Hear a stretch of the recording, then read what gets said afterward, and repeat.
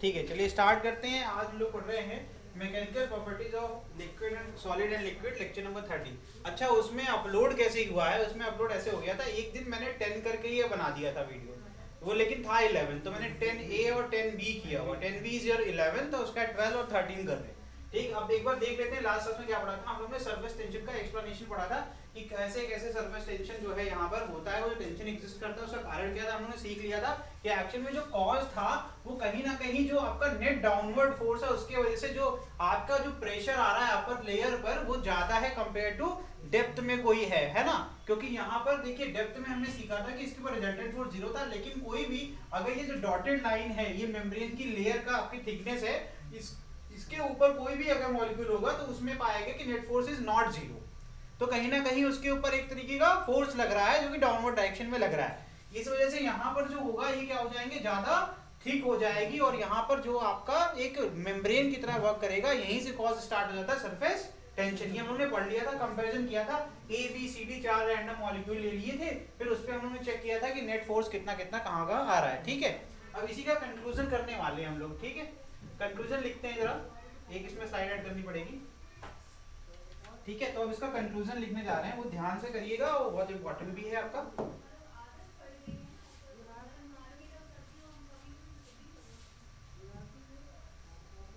कौन सा कलर है यार? ये वाला कलर है, कलर ही चेंज हो जाता है। रुको छोड़ो इसको, यहाँ से डिलीट करो, यहीं से कर लो। चलो ठीक है, यही लिखो। चलिए इसमें लिखिए, फटाफट लिखिए साथ साथ में और इसको खत्म करते हैं। लिखिए, when the surface area of liquid is increased, when the surface area of liquid is increased,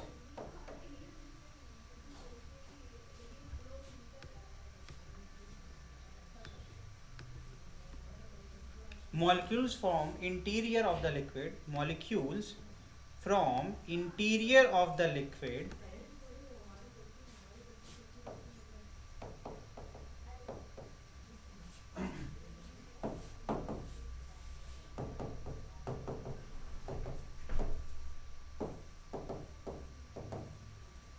liquid rise to the surface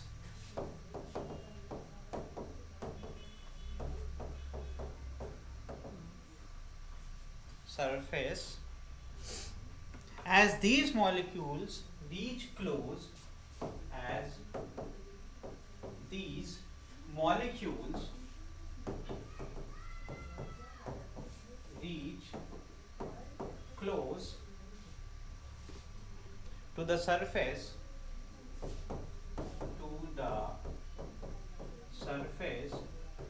work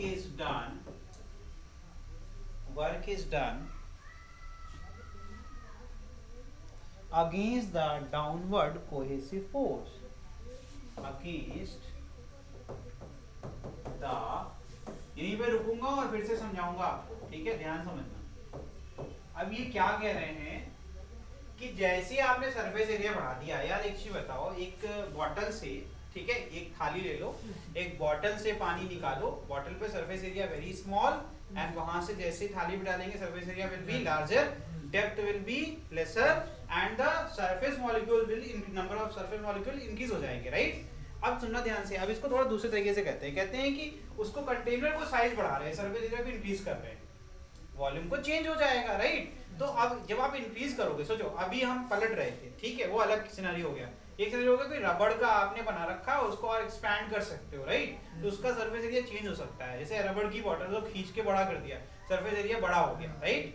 कोई भी ऐसा प्रोसेस इमेजिन करो जिसमें आप ये सोचो कि ऊपर का एरिया बढ़ रहा, ठीक है, बढ़ेगा तो क्या होगा, अब नीचे के मॉलिक्यूल्स ही ऊपर आ सकते हैं, क्योंकि जितने ऑक्युपाई कर सकते थे पिछला जो सरफेस एरिया था वो तो कर चुके हैं ना। अब जैसे एक्स्ट्रा एरिया आएगा तो नीचे से ही तो मॉलिक्यूल्स ऊपर आ सकते हैं, और कोई ऑप्शन है नहीं, ऑप्शंस नहीं है। ठीक है, अब मैं जो कह रहा हूं फिर से सुनो, तो भैया जब नीचे से ऊपर आ रहे हैं तो ये देखो जरा, जो पानी के सरफेस के एकदम सरफेस है उसके जस्ट नीचे कौन सा, देखो ए बी सी, ये तीनों मॉलिक्यूल पानी के सरफेस के नीचे हैं, लेकिन पूरी तरीके से जो इनका रेडियाई बना था, ये कौन सा रेडियाई था भाई, ये वो इंटरमॉलिक्यूलर जो आपका जहां पर फोर्स वर्क करता है, याद है आपको, एक फोर्स ऑफ अट्रैक्शन होता था जो कि सिर्फ और सिर्फ इसी रेडियाई के अंदर काम करता है। हमने एक इमेजिनरी स्फीयर बनाया था, इस स्फीयर के अंदर कोई दूसरा मॉलिक्यूल आएगा तो उसके ऊपर फोर्स ऑफ अट्रैक्शन लगेगा, नहीं तो नहीं लगेगा। ये सब याद होना चाहिए, पिछली क्लास की बात है। तो ये जो हो रहा था इसमें हमने यही पाया था, क्योंकि सर वाटर मॉलिक्यूल का कोहेसिव फोर्स ज्यादा होता है एयर मॉलिक्यूल और वाटर मॉलिक्यूल के बीच में एडहेसिव फोर्स जो लग रहा है उसके कंपैरिजन में, इसीलिए जो नेट फोर्स रहता है वो नेट डाउनवर्ड आपको कोहेसिव फोर्स मिलता है। ऑन ए बी एंड सी पर नहीं मानते, क्योंकि सी पर ये कंप्लीटली आ जाता, समझ जाता है, ये नेट इस पे जीरो हो जाता है। बट ए एंड बी दिख रहा है, इसमें एक कंक्लूसिव एविडेंट है कि यहाँ पे हो रहा है। तो जब बेटा वर्क डन यहाँ से ऊपर हो रहा है, पहली बात तो हम ऑलरेडी इसको नीचे खींच रहे हैं, अब फिर भी अगर ये ऊपर चला गया इसका मतलब कुछ वर्क हुआ होगा ना ऊपर जाने में, राइट। जब जीरो है तब तो कोई दिक्कत नहीं, इक्विलिब्रियम में है तो जो भी फोर्स लगाएगा, जिस डायरेक्शन लगाएगा उसका ऊपर चल देंगे। लेकिन जब यहाँ ऑलरेडी एक फोर्स लग रहा है तो उसके वजह, उसके बाद भी अगर ये ऊपर आ गया इसका मतलब देयर इज सम वर्क, है ना। तो ये जो लाइन लिखी हुई है इसको पढ़ोगे जब दोबारा से देखोगे, क्या कह रहे हैं कि from interior of the liquid से जब ऊपर की तरफ आता है सरफेस की तरफ, तो क्या मॉलिक्यूल रीच करता है सरफेस के, तो एक वर्क हुआ जो कि किसके अगेंस्ट था, डाउनवर्ड। इसको कोहेसिव लिख दो, चलो इसको कोहेसिव लिख दो। और बताओ कोहेसिव, मैंने बोला था, आई थिंक मैंने लिखा नहीं, है ना। ये हो गया, समझ में आ गया, आगे लिखो। This work is stored in the molecules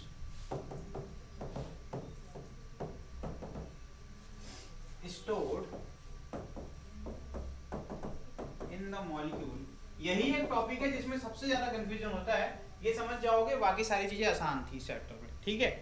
this work is stored in the molecules in the form of potential energy, ठीक है।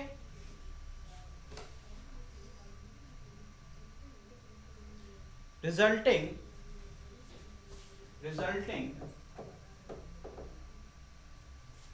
higher potential energy of molecules lying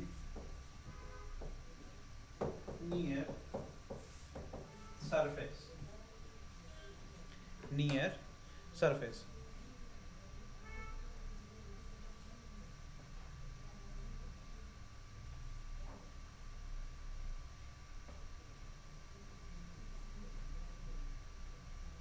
compared to interior of the liquid, compared to molecules lying interior to the, is it okay? सुन में आ गया कि जो भी molecule पानी के अंदर पाए जाएंगे उसके कंपैरिजन में जो भी सरफेस पर मॉलिक्यूल्स होंगे उनकी पोटेंशियल एनर्जी ज्यादा होगी, बस, ठीक है।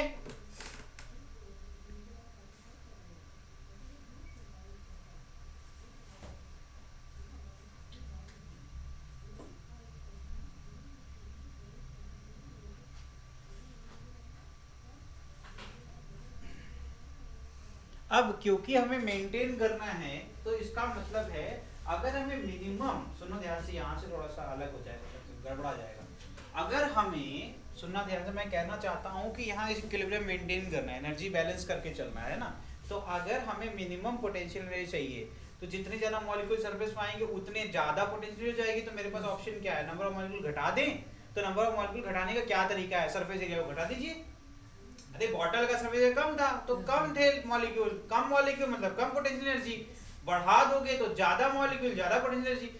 तो इसका सोल्यूशन क्या निकला, तो एक्चुअली कोई भी जो आपका वाटर मॉलिक्यूल या कोई भी आपका जो मॉलिक्यूल होता है वो क्या करता है, स्ट्रक्चर ऐसा बनाने की कोशिश करता है जिसमें मिनिमम पोटेंशियल एनर्जी हो। तो वो क्या करना चाहता है, वो अपने एरिया कॉन्ट्रैक्ट करना चाहता है। क्या करना चाहता है, कॉन्ट्रैक्ट। और जब सिकुड़ना चाहता है और हर डायरेक्शन में सिकुड़ेगा तो क्या बनेगा, आपका हमेशा एक स्फीयर बनेगा। क्या बनेगा, स्फीयर। यही कॉज है जो आपका वाटर ड्रॉप जो नल से अलग होता है तो स्फेरिकल शेप लेता है, क्योंकि सारे के सारे मॉलिक्यूल एक चाइनीज हो गए, एक जैसे हैं, तो सबके पास बराबर अपनी ताकत है ना। तो सब एक दूसरे को क्या करेंगे, पकड़ के खींचेंगे।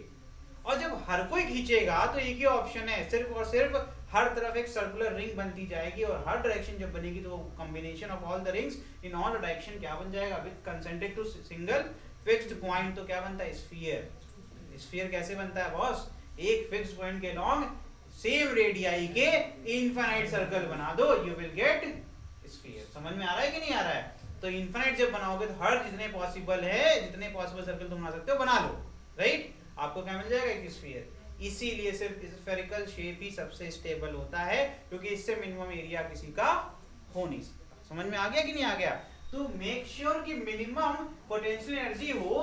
तो ये जो टेंशन क्रिएट होता है, ये क्या एक तरीके का फोर्स ऑफ अट्रैक्शन है इनके बीच में। वाटर मॉलिक्यूल के बीच डिस्कस क्या होता है, सारा का सारा एक मेम्ब्रेन क्या करता है, मॉलिक्यूल एक दूसरे को जकड़ लेते हैं, खींचते हैं, तो कॉन्ट्रैक्ट होने लगते हैं, सिकुड़ने लगते हैं। ये सिकुड़ने को ही कहते हैं सरफेस टेंशन। समझ में आ गया कि नहीं आ गया? तो लिखिए इसमें, लिखिए hence in stable equilibrium, hence for भी लगा लो, चलो for सेंटेंस आराम से बन जाएगा ना। for system to be in stable equilibrium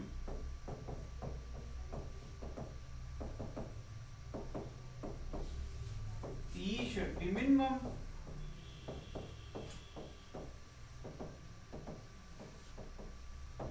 ठीक है,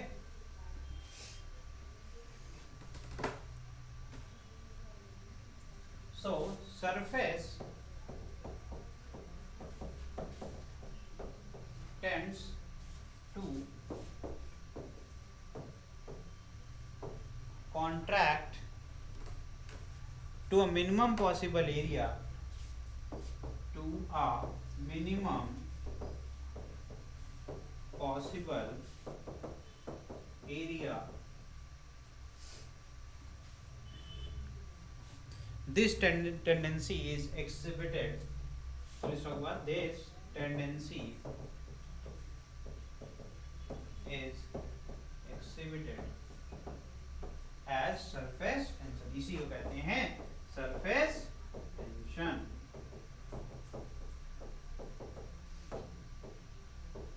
ठीक है, यहाँ खत्म होता है। इसको कम से कम 2 बार देख लेना वीडियो में, थोड़ा सा आपको आएगा। एक बार में ये चीज़ नहीं आती है, बिकॉज अभी समझ में आ रही है, मैं इमेजिनेशन करवा रहा हूँ। जब वो घर पे जाएंगे तो आप भूल जाएंगे, बिट्स एंड पीसेस में चीज़ें होगी।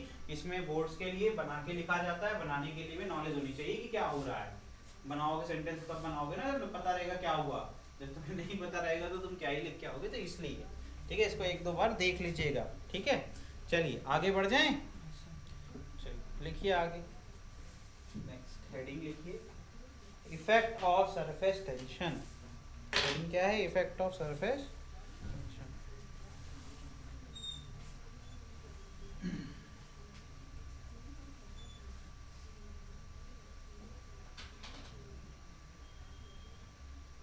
हो गया, ये सब लिख डालिए तो भेज दो ना। तो क्या हुआ, पेपर तो है ना, दे दो।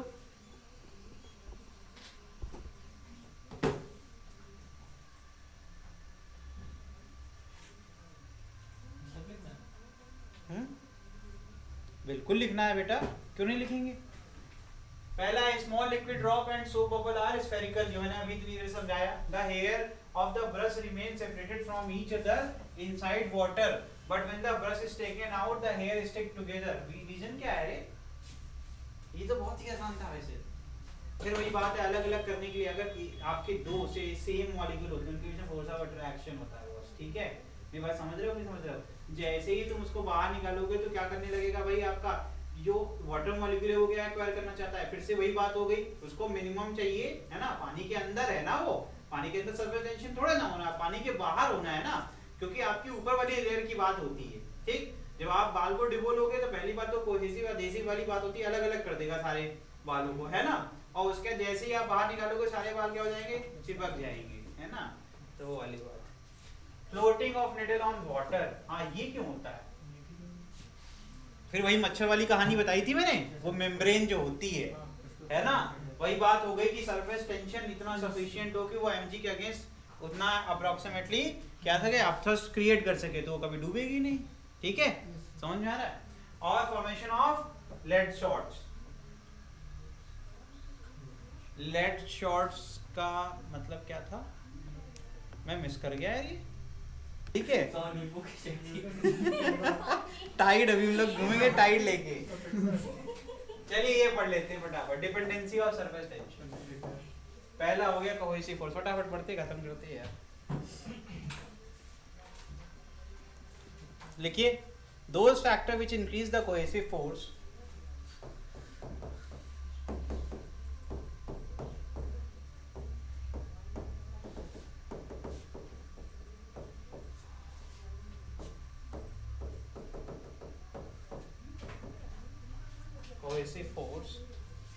between molecules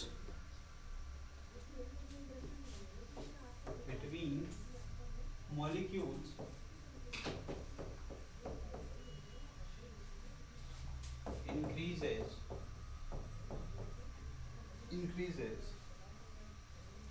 surface tension.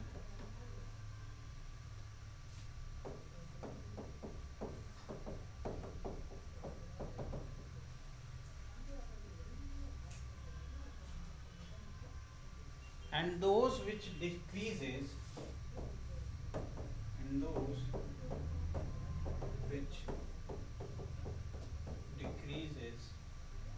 cohesive force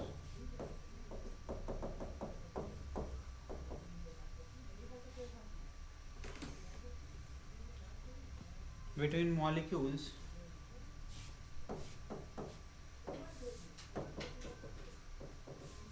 decreases surface tension.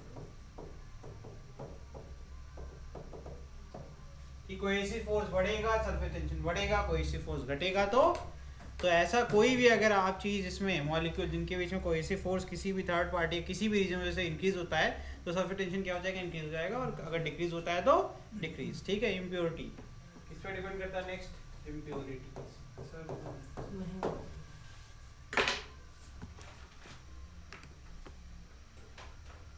देखिए, if impurity is completely soluble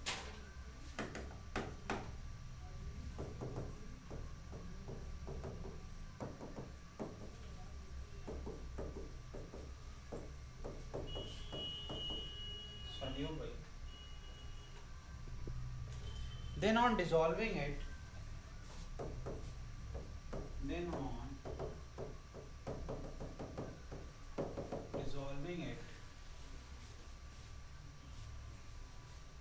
in the liquid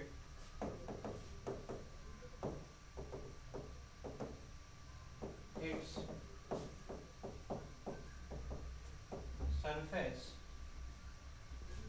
tension increases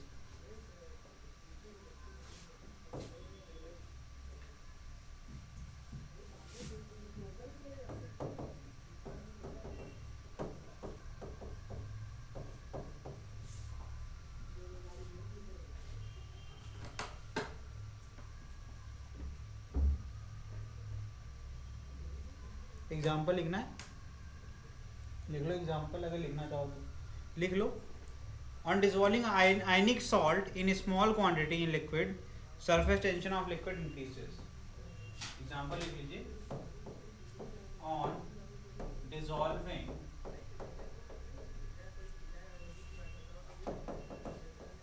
ionic salt in liquid surface tension क्या होता है, इंक्रीज हो जाता है, ठीक है। नेक्स्ट इसी का ही सब पार्ट, ये तो पहला पॉइंट हो गया। इफ इम्प्योरिटी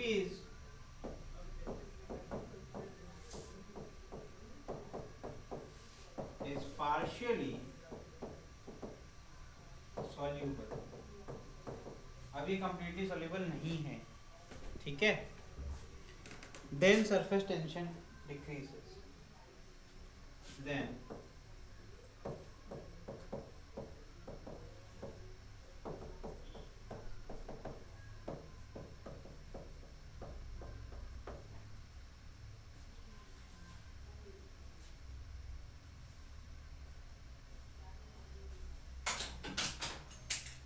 surface क्या हो जाएगा, डिक्रीज कर जाएगा,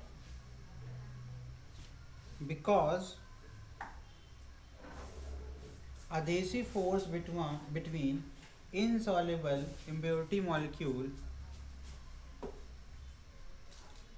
देखिए, because adhesive force between insoluble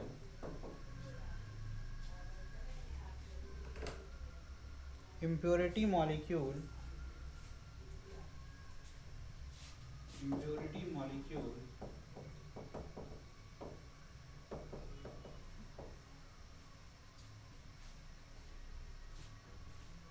and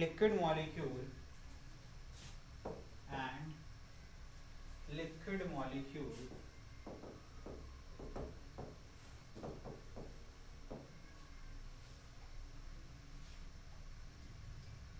decreases cohesive force.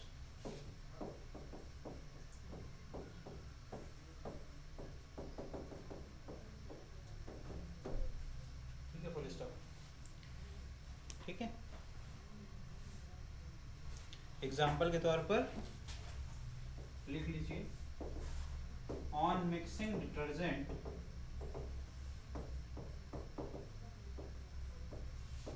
In liquid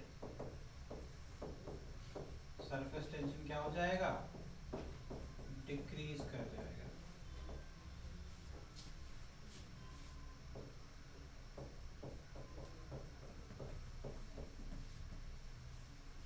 ठीक है बेटा, हो गया। नेक्स्ट हेडिंग है ऑन टेम्परेचर। भाई अभी गर्म पानी वाली बात तुम्हें अब समझ में आ जाएगी, इसीलिए स्पेशली लिखवा रहे हैं, नहीं तो बस 4 पॉइंट लिखवा देते।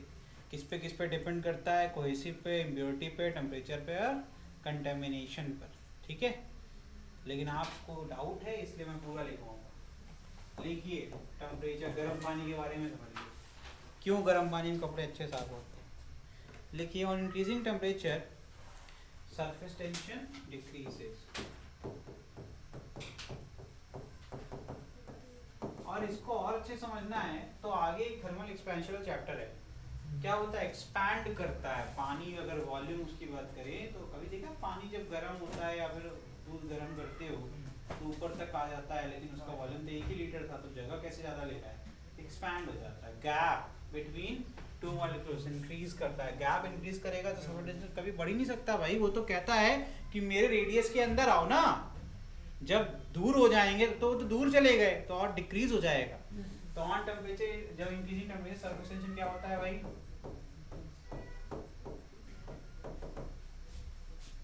डिक्रीजेस। ठीक है,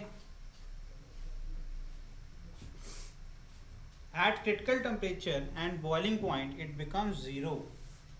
दो ऐसे पॉइंट आते हैं, at critical temperature and at boiling point it becomes,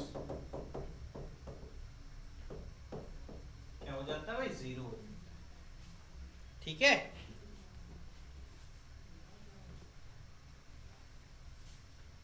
note, surface tension of water is maximum at 4 degrees Celsius.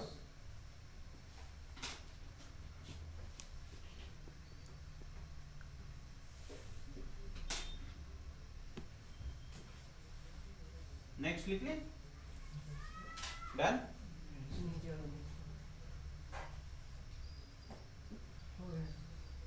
अब जरा ये बताओ कि सरफेस टेंशन डिक्रीज होने से कपड़े अच्छे कैसे साफ हो रहे हैं,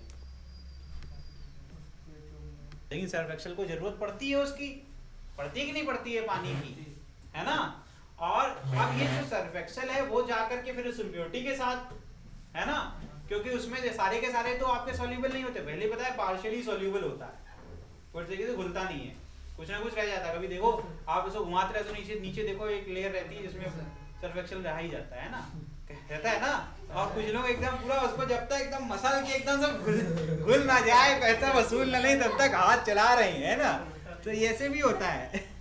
लेकिन अगर हम मोटा मोटा समझें तो यहाँ पर कहीं ना कहीं एडहेसिव फोर्स का काम ज्यादा है, क्योंकि सर्फ एक्सेल अलग चीज से बना हुआ है, इम्प्योरिटी अलग चीज से बनी हुई है, वो जा करके वहां पर अटैक करेगा, फिर उसको उससे अलग करेगा।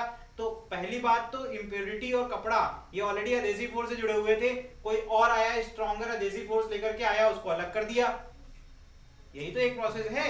तो पहली बात तो कोहेसिव को कमजोर करने के लिए हमने क्या कर दिया उसमें, अगर उसमें पानी भी गर्म कर दिया तो और हेल्प हो गई हमारी, और ज्यादा हेल्प भी तो हो गई। ठंडे पानी में करोगे तब भी साफ होगा, लेकिन उतने अच्छे से साफ नहीं होगा, क्योंकि सरफेस टेंशन कम से कम होता जाए, क्योंकि सरफेस टेंशन अगर देखा जाए तो कहीं ना कहीं कोहेसिव फोर्स का ही प्रोडक्ट है।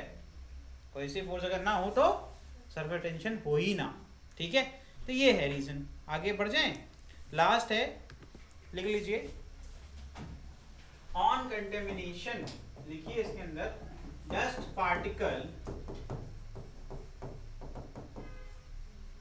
Particle or lubricating material on the liquid surface or lubricating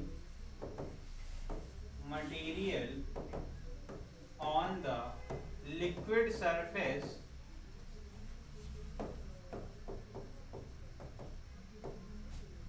decreases the surface tension। क्या कहते हैं, सरफेस टेंशन को डिक्रीज कर देता है, ठीक है। आगे बढ़ जाएं।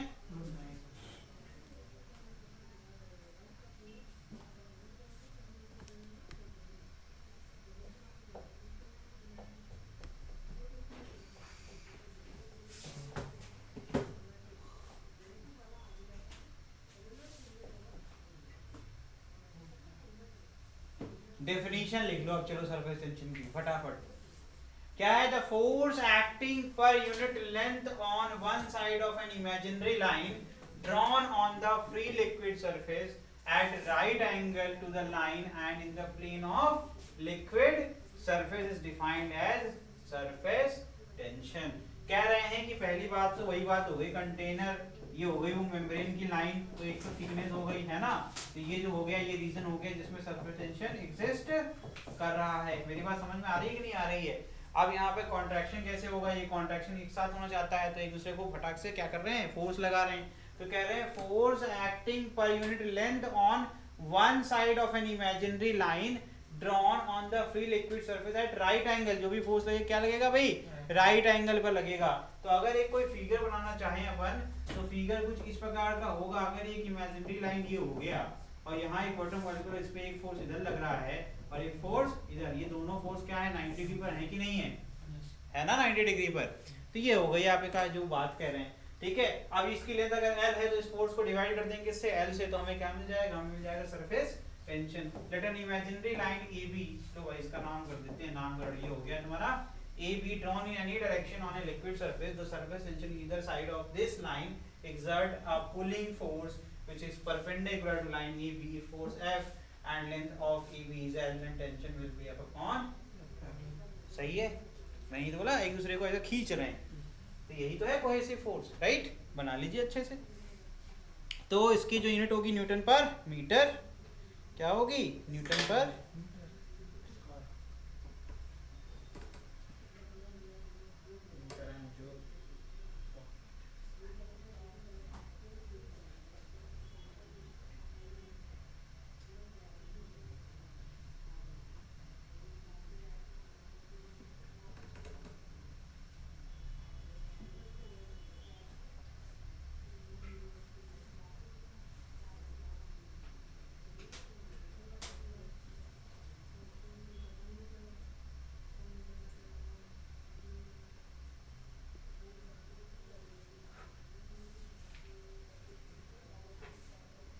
हो गया।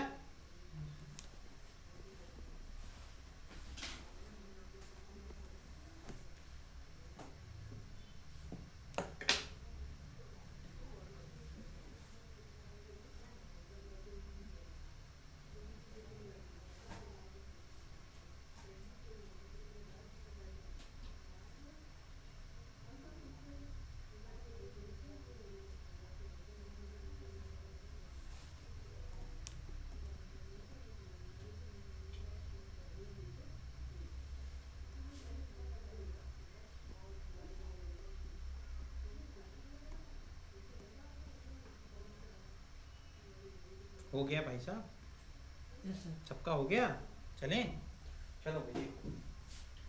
अब यहाँ पर कुछ इलिस्ट्रेशंस हैं जहाँ पर मतलब इसी के एग्जांपल्स मिल लो अलग अलग केसेस के लिए, ठीक।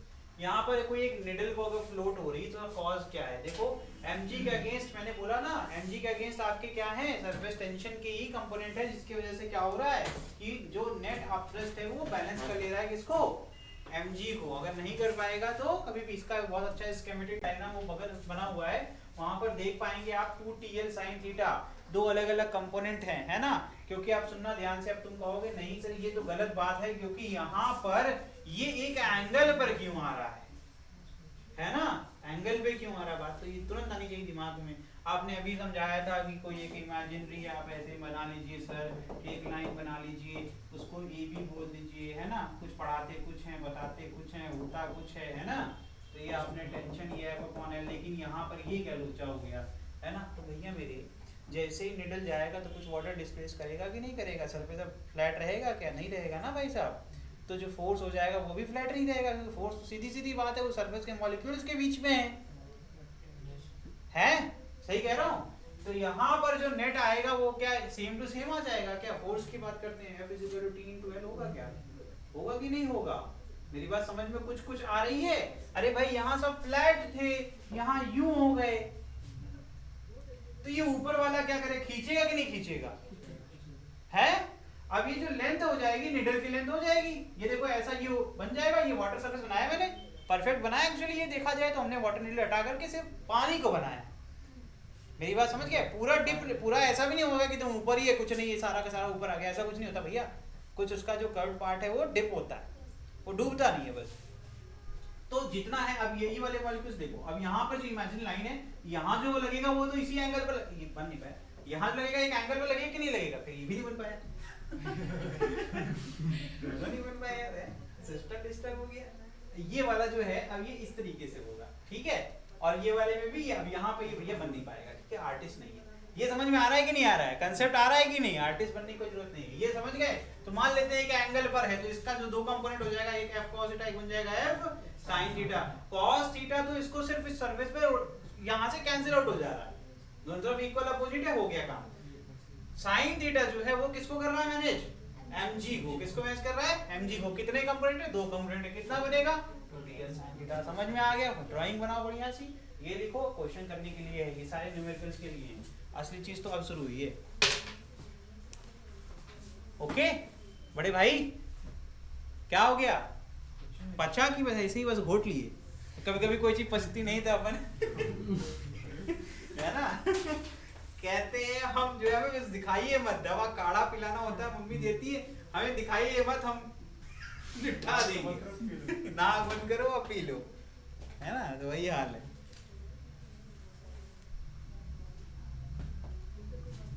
फिर से एक बार सोच लेना उसको, बस ये बात सीधी सी है। अगर आपके सारे वाटर मॉलिक्यूल्स इस तरीके से रखे होते तो भैया अगर यहाँ पर कोई एक लाइन बनाएंगे तो इस पे जो आएगा एक फोर्स इधर एक फोर्स इधर लग जाएगा, लेकिन ये मॉलिक्यूल सीधे नहीं रखे हुए ना, अब वो ऐसे रखे हुए हैं, है ना, यू शेप में। यू क्यों, क्योंकि निडल का भी तो होता है, निडल तो एक पूरी आपकी सिलेंडर टाइप होती है। तो अब जो हो जाएगा, अब ये एक एंगल पर आ गया ना, अब ये एक एंगल पर आ गया तो भैया यहाँ जो लगेगा वो ऐसे लगने लगेगा। अब ये सरफेस से एक एंगल बनाएगा थीटा, अब इस फोर्स को निकालना है तो टेंशन इज इक्वल टू था आपका F/L, तो फोर्स कितना हो जाएगा, फोर्स हो जाएगा टेंशन इनटू, मेरी बात समझ गए। अभी भी नहीं समझ में आया तो फिर छाप लेना बेटा, ठीक है। चलो आगे बढ़ जाएं। Next, if the needle is lifted from the liquid the surface then required excess force। अगर पानी से कोई चीज, अच्छा ये मग्गे के साथ तो होता होगा यार, दम लगता है थोड़ा सा, है ना, पानी निकालते समय वो कहते हैं ना चिपक गया, छोड़ नहीं रहा है ना, कुछ टाइम लगता है, अगर एयर कैप्चर हो जाती है, चलो उसको छोड़ देते हैं। कह रहे हैं कि जब हम पानी से अलग करना चाहते हैं निडल को, उठा रहे हैं, तब भी हमें extra excess amount of force लगाना पड़ रहा है, उसका कॉज क्या है। तो जरा देखो यहाँ पर ये जो आपके दिया हुआ कर्व दिया हुआ, क्या है, पानी के मॉलिक्यूल जो इसके साथ लगे हुए हैं वो इससे अलग नहीं होना चाहते हैं, देयर इज अधेसिव फोर्स, है कि नहीं है, अधेसिव फोर्स है, जिसके कारण निडल के साथ कुछ पानी, क्योंकि निडल गीली होती है नहीं होती है, होती है ना। अब सुनो ध्यान से, अगर गीली हो जाती है तो इसका मतलब है कोहेसिव फोर्स इतना भी स्ट्रांग नहीं होता है वाटर का, क्योंकि अगर ऐसा होता तो ये टेबल गीली क्यों हो जाती है, ये सरफेस गीली क्यों हो जाती है, मेरा हाथ क्यों गीला हो जाता है। इसका मतलब ये सब एग्जांपल क्या दे रहा हूं कि मेरे हाथ के स्किन के जो मॉलिक्यूल्स हैं वाटर के मॉलिक्यूल्स के बीच के फोर्स से ज्यादा स्ट्रॉन्गर हैं। तो इसका अधेसिव फोर्स, अधेसिव मतलब मेरे हाथ की स्किन से और पानी के बीच में जो फोर्स अट्रैक्शन है that is greater than cohesive force between two water molecules. समझ में आ रहा है। तो यही कॉज है जब मैं निडल को निकालना चाहता हूं तो निडल निकल नहीं पा रही बिकॉज इसके साथ कहीं ना कहीं वाटर मॉलिक्यूल चिपके रह गए। अब उस वाटर मॉलिक्यूल के बगल वाला जो मॉलिक्यूल है जो कि पानी है वो उसके बीच में कोहेसिव फोर्स है, पेयर ऑफ एक अधेसिव कोहेसिव प्लस कोहेसिव, जिसके वजह से ये जो ये लेयर बन गई पानी की अब एक के साथ सब जुड़े हुए हैं। तो जब एक ऊपर गया दूसरा भी ऊपर गया तीसरा भी ऊपर गया एक साथ जाएंगे तो क्या बनेगा, एक कर्व बनेगा, लेकिन बहुत स्मॉल टाइम इंटरवल के लिए। जैसे थोड़ा सा ऊपर लेके जाएंगे कुछ ड्रॉपलेट्स गिरने लगेंगी, पूरा पानी का लेयर नहीं दिखेगा साथ में। जब कभी भी बॉल को एक स्लो मोशन में एक बकेट ले लेना, फोन इतने अच्छे अच्छे हैं तुम्हारे भाई, इतने महंगे महंगे फोन, स्लो मोशन लगाना और पानी में ऐसे फेंक देना। जब तुम देखोगे जब वो जाएगा तो पहले एक लेयर पूरी जो है ऊपर आएगी, फिर कुछ ड्रॉपलेट्स आएंगी, एक हाइट के बाद कुछ ड्रॉपलेट्स ऊपर जाती है बाकी सब नीचे चली जाती है। तो वो उतनी लिमिट है कि वहीं तक वो सर्टेन तक कर सकता है कोहेसिव को, उसके बाद उसको अलग होना पड़ेगा। मेरी बात समझ रहे हो, सेपरेशन। वो ड्रॉपलेट गिरती है तो पहले एक पतली सी लाइन बनती है फिर अलग होता है। देखना ये सब चीजें कभी देखी नहीं, यूट्यूब पे चले जाना, कभी कभी वो जो है ना निरहुआ गाना ना देख करके ये देख लेना तो स्लो मोशन में जब वो गिरेगा ड्रॉपलेट से तो पूरा आपको दिखेगा, ट्रेस दिखेगा। पहले वो अलग नहीं होगा, पहले जब तक mg को सस्टेन कर सकता है कोई तब तक वो साथ में जाएगा। जब वो सस्टेन नहीं कर पाएगा उसके बाद वो वाटर ड्रॉप अलग हो जाएगी और बाकी रिमेनिंग पानी ऊपर की तरफ आ जाएंगे। आप ये चीज देखिएगा, बहुत बढ़िया चीज है, ठीक है। तो अब यहाँ पर फिर से वही वाला डायग्राम बनाएंगे अपन, है ना। अब ये जो टेंशन की बात हो रही थी तो जो वाटर मॉलिक्यूल जस्ट ये टेंजेंशियल वाटर मॉलिक्यूल की बात कर रहे हैं, जो वाटर मॉलिक्यूल यहाँ चिपका हुआ है वैसा, ठीक है। अब ये देखो एकदम इसके टेंजेंट पर ड्रॉ करेंगे तो हमें फोर्स मिल जाएगा, फोर्स मिलेगा ना। तो अब यहाँ जब आप निकालोगे तो क्या आ जाएगा आपका नीचे की तरफ, फोर्स इज इक्वल टू कितना, टेंशन इनटू लेंथ। लेंथ क्या हो जाएगी इसकी पूरी लेंथ, है ना, निडल की लेंथ तो होगी। तो यहाँ पर जो नीचे की तरफ आ जाएगा वो कितना TL और लेके जाएगा TL। तो actually F is equal to क्या आ जाएगा, यही आएगा कि नहीं आएगा, ठीक है। तो यहाँ पर जो एक्सेस फोर्स लगाना पड़ रहा है उसकी वैल्यू कितनी होगी, ट्वाइस ऑफ TL। अब पहले से जो फोर्स था इसके पास वो कौन सा था, देखिए F excess equal to twice of TL। जो फोर्स पहले चाहिए था वो कौन सा, ये mg भूल गए क्या, यहाँ एक नीचे की तरफ mg भी तो लग रहा है, इसका किसका, ये तो निडल का मास इनटू g। तो एक तो फोर्स चाहिए mg से ज्यादा प्लस 2TL एक्स्ट्रा आ गया, तो मुझे mg से ज्यादा फोर्स लगाना पड़ेगा निडल को निकालने के लिए, ठीक है। तो अगर टोटल फोर्स लगाएंगे तो F इज इक्वल टू क्या हो जाएगा, mg plus F excess that is mg plus 2t, ठीक है, ये हो गया। चलिए आगे बढ़ जाएं, लिख लीजिए, कोई डाउट हो पूछ लीजिए।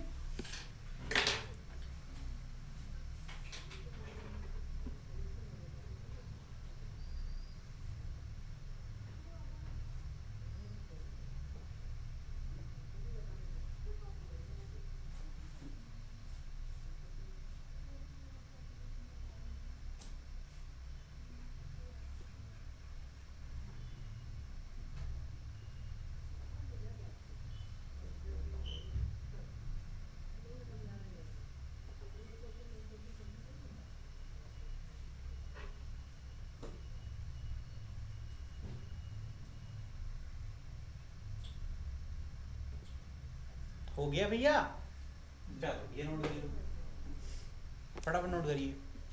ये कैसा है, एनुलर डिस्क हो गई, अगर नोटिस कर रहे हो एनुलर डिस्क क्या होती है सर, एक डिस्क को बीच में से कट कर दो, है ना, तो बन जाएगा एनुलर डिस्क, राइट।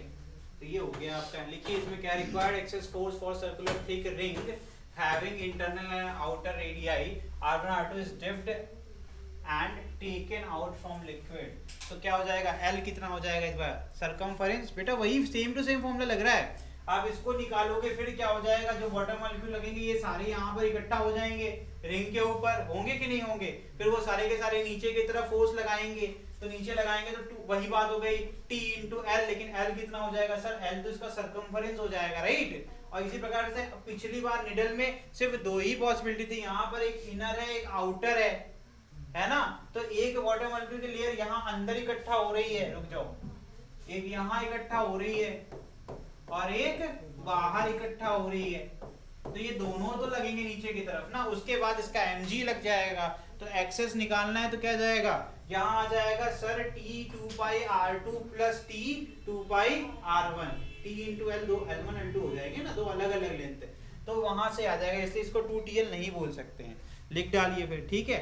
और टोटल कितना हो जाएगा mg प्लस आपका f inner plus f outer, inner radii और आउटर रेडियाई, ठीक है, लिख डालिए, खुद से कर सकते हैं अब तो, ठीक है, मैं लिख दूं, चलो देखो, तो f एक्सेस क्या हो जाएगा, हो जाएगा आपका t इंटू 2 पाई r2, ये क्या है outer radius, plus t into ये l ही लिखा हुआ है 2 पाई r1, चाहे तो कॉमन ले लीजिए, जो चीजें कॉमन ले सकते हैं, तो 2t पाई कॉमन ले लेंगे, बचेगा क्या r2 प्लस r1, ये हो जाएगा तुम्हारा f एक्सेस, डन।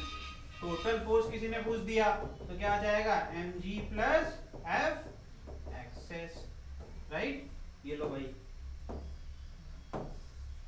डन। आगे बढ़ जाएं, जब समझ में आ जाएगा तो बहुत आसान लगेगा, नहीं तो आपको कठिन लगेगा। इसके बाद वाला तो ये एव ही हो जाएगा, तुरंत आप देखेंगे और आंसर बता देंगे। आगे बढ़ जाएं, देखो इसमें क्या करते हैं, रिंग ले लिया, अब इसमें कोई इनर रेडियाई नहीं है और आउटर रेडियाई नहीं, एक ही रेडियाई है, इसमें भी वाटर मॉलिक्यूल कहाँ इकट्ठा होंगे, एक बार बाहर इकट्ठा हो जाएंगे और एक बार, तो भैया ये 2 पाई आर दो बार लेना पड़ेगा, है ना, t 2 pi R plus c 2 pi R, यानी कि 2t 2 पाई आर, समझ में आ गया, कितना सिंपल था ये। तो f एक्सेस कितना हो जाएगा, क्या जाएगा बताइए, t into 2 pi R plus t into, ठीक है, तो ये जाएगा 2t 2 पाई आर या फिर 4t पाई, ये हो गया, नोट कर लो बेटा। टोटल फोर्स निकालना होगा mg प्लस 4t पाई r। आखिरी वाला तो ऐसे ही हो जाएगा, वो भी बहुत आसान है, उसमें एक डिस्क ले ली हमने, एक पूरी डिस्क ले ली, तो उसमें सिर्फ एक ही सरकमफेरेंस होगा आउटर वाला, और कहीं इकट्ठा हो नहीं सकता है, तो t into 2 pi r answer आ गया उसका, है ना। आखिरी वाला देखिए, इसका आंसर कितना आसान है, इसमें एक ही जगह पर हो सकता है, there is no inner radii, है ना, तो यही सिर्फ इतना ही लगा सकता है एक्सेस, है ना, तो क्या आ जाएगा t इंटू 2 पाई आर, और टोटल निकालेंगे तो mg plus 2 pi R into t, है ना, तो ये हो जाएगा f एक्सेस, क्या आ जाएगा t इंटू 2 पाई आर, ठीक।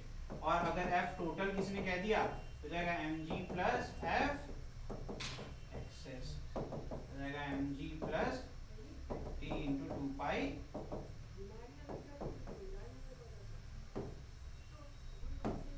ठीक है बेटा, ये नोट कर लो इसको।